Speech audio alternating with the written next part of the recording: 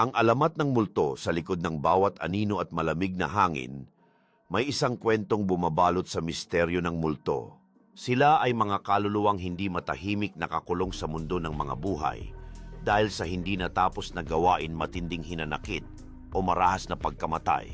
Sinasabing lumilitaw sila sa tahimik na gabi sa lumang bahay sementeryo o kahit sa mga kalsadang walang katao-tao.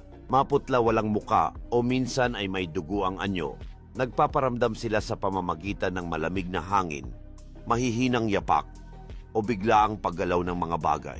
Maraming tao ang takot sa multo dahil sa hindi maipaliwanag nilang presensya.